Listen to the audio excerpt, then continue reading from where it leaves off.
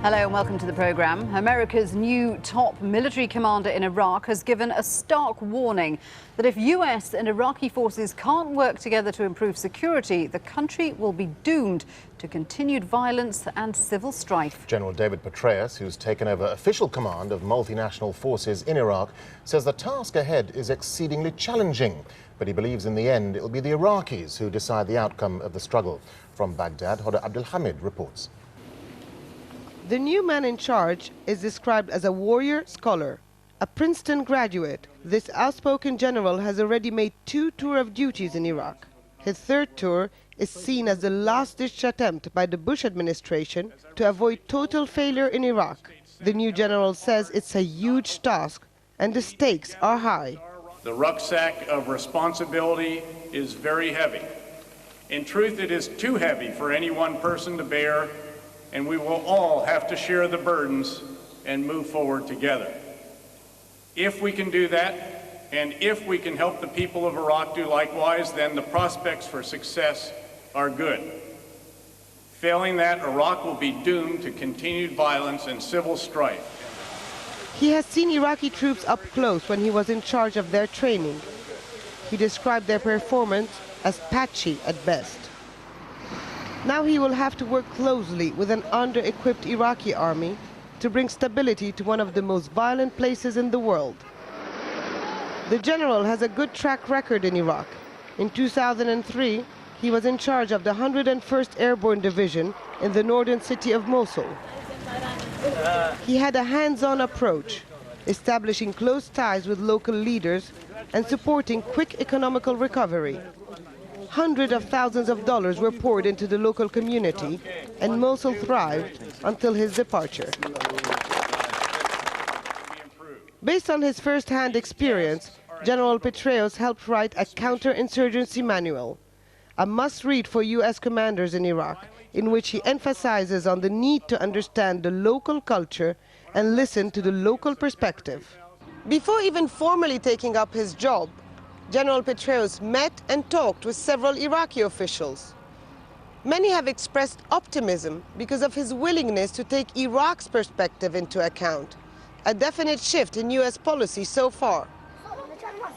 According to the counterinsurgency manual, General Petraeus still does not have enough troops to do the job.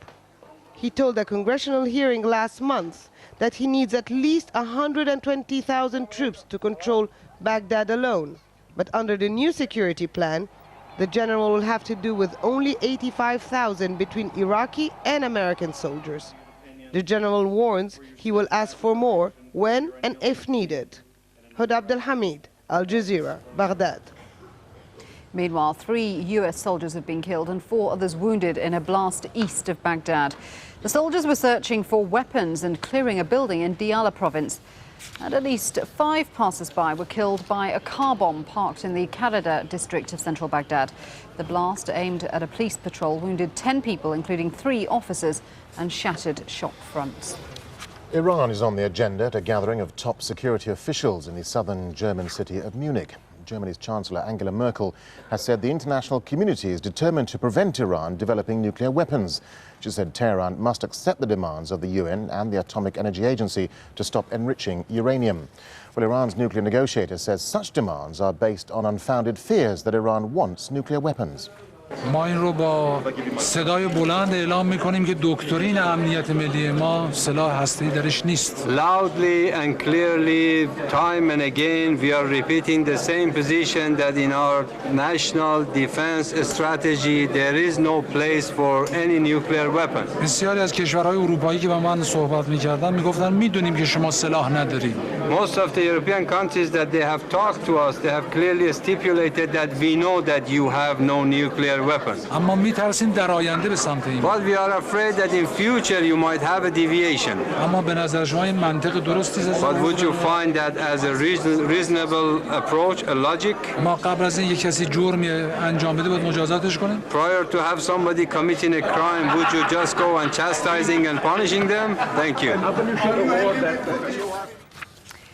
Russia's President Vladimir Putin was also at the conference. He has sharply criticized the United States' foreign policy, saying that US actions abroad were making conflicts worse and as a result, the world was a more dangerous place. It has overstepped its national boundaries practically in all spheres, economy, politics, humanities, and is imposing itself on other states. Who would like that? In international affairs, there is a greater tendency to solve issues from the point of view of so-called political expediency, which is based on the current political state of affairs. And that is, of course, really dangerous and leads to a situation where nobody feels secure anymore. Well, joining us now from our London studio is Alexander Nekrasov, a former advisor to President Boris Yeltsin. This was a very strong attack on America by Vladimir Putin. What do you think is behind this, and why is he saying this now? Well, there are several things here. First of all, it is a response to the American Defense Secretary's speech. He mentioned that Russia is arming itself and is a danger to the world. Secondly, Putin is on a PR offensive now because the elections, the presidential elections, are coming soon in Russia. And as I suspect, and some other experts, he will stay on. And he needs to project himself for the domestic audience in Russia as a powerful, hardline man, who protects Russia's interests. And thirdly, my sources informed me a few days ago, the Russian government has decided to launch a charm offensive across the whole of the world, and it's going to sort of portray Russia as a key player on the world stage. It's going to organize publications of certain articles in different newspapers. So I think those three components tell us what it's all about. Do you think this speech signals a more assertive Russia, as some observers seem to think? Well, in a sense, yes. As a PR move, it probably shows that Russia is still playing a key role in international relations. On the other hand, of course, Russia's foreign policy at the moment is in total shambles. We see that relations with their immediate neighbors have absolutely fallen apart. And the last example is Belarus, which was always a firm supporter of Russia. Now it's near to a conflict situation. And I think that Putin and his closest aides are now thinking of how to get out of that mess. I mean, 3 years ago, when Ukraine became sort of independent from Russia, Putin had a panic attack. He had a meeting with his closest aides in the Kremlin in December and said, guys, we need to do something because we are losing it everywhere. And the reason I know this is... You talk about Russia's foreign policy being in a mess. So how do you think the West and America are likely to react to these statements that President Putin made? Well, I think America will obviously listen to them because, when a nuclear power, the leader of a nuclear power says things like that, you have to listen to them. But I think the American government will also sort of keep in mind the situation inside Russia. I think the American government knows perfectly well that there will be very unusual steps taken by Putin in the next year before the March presidential elections in Russia. I think they understand the situation. Alexander Nekrasov, thank you very much indeed. And these pictures just coming in from Springfield, Illinois in the United States, where Democrat Senator Barack Obama is formally announcing his intention to run for the Democratic nomination for the presidency. Let's have a listen in to what he's saying. Over 2 decades ago, I was a young man then, just a year out of college. I knew no one in Chicago when I arrived was without money or family connections. But a group of churches had offered me a job as a community organizer for the grand sum of $13,000 a year.